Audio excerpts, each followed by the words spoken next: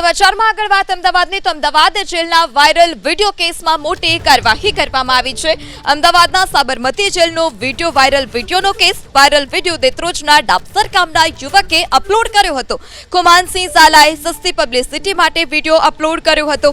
અન્ય Instagram ID પરથી download કરી પોતાનો ફોટો લગાવ્યો હતો। પોતાનો ફોટો લગાવી વિડીયો અપલોડ કર્યો। જેલમાં તપાસ કરતા આ વિડીયો જેલનો ન હોવાનું સામે આવ્યું। યુવાનનો મોબાઈલ જપ્ત કરી સાયબર ક્રાઇમને તપાસ માટે સોંપ્યો છે।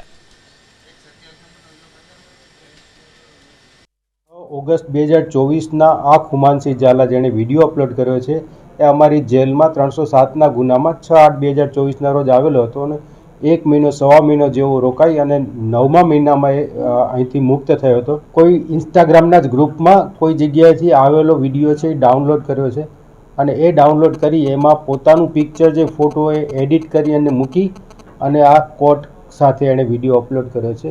તેમ છતાં એનો મોબાઈલ છે એ અમે રાણી પોલીસ પાસે કબજે કરાવીને સાયબરમાં એની તપાસ માટે મોકલશું।